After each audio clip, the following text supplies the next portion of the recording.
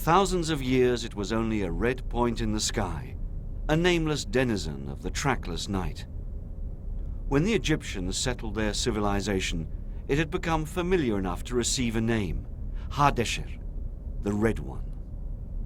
The Greeks associated it with bloodshed and the war god, Ares, and so also did the Romans, giving it the name of their god of war, Mars. Over the intervening centuries, interest in the red planet has increased more and more.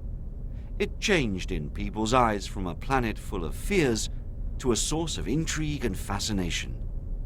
It became known to be the only planet in the solar system on which there was a strong possibility of finding life, past or perhaps present. Astronomers like Galileo, Huygens and Kepler, who first calculated the distance between Earth and Mars, are just a few names that we have to remember. The second half of the 20th century saw a new era in Mars exploration.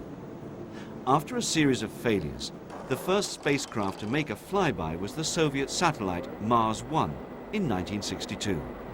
Since then, both the United States and the Soviet Union launched many different spacecraft to the Red Planet.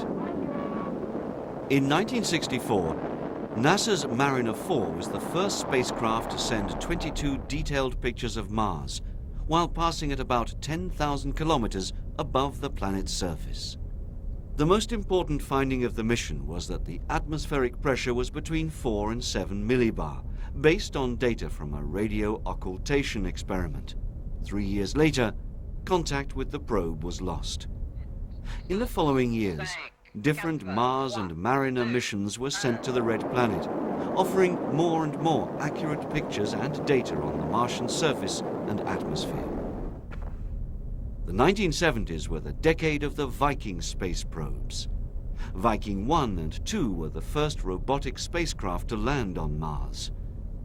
The Vikings were sent on a mission in 1975 to determine whether life had ever existed in any primitive biological form on the Red Planet.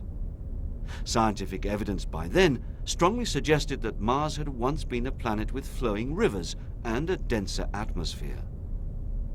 Only by direct sampling of the soil and atmosphere could the scientific community formulate a reasonable explanation for its evolutionary past and present state. Is there water on Mars? This was always the main question scientists tried to answer. NASA thought it had answered the question. The majority of the experiments on Mars at that time indicated no biological activity.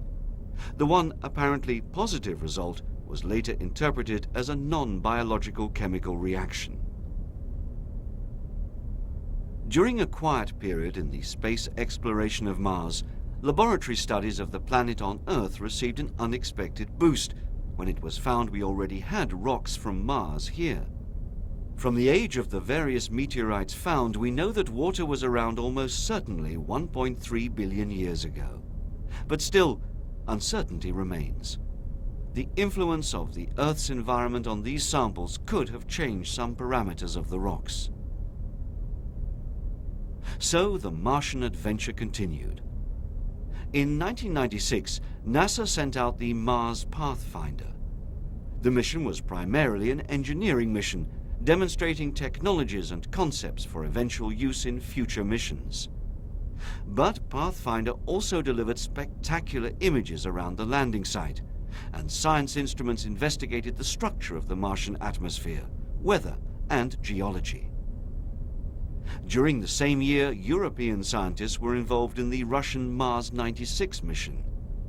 But due to a malfunction in the third stage of the rocket, the spacecraft re-entered the Earth's atmosphere and fell into the Pacific. Flying on ESA's Mars Express mission, most of the European instruments on board of Mars 96 have now a new chance to get to the Red Planet. In June 2003, Mars Express will set off on its 6-month journey from the Baikonur launch pad in Kazakhstan on board a Soyuz frigate launcher. With an expected lifetime of at least 2 Earth years, almost equal to 1 Martian year, Mars Express is one of the most cost-effective ESA missions ever built, and it was developed in an incredibly short time. The spacecraft will also carry a lander called Beagle 2 that will head for the Martian surface, in addition to 7 other instruments on board of the orbiter, all of which will make a contribution to solving the mystery of water and life on the Red Planet.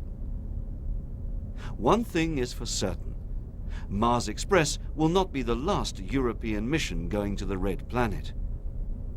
In the way that science fiction often becomes reality, Mars is now a prime candidate for future manned exploration, and even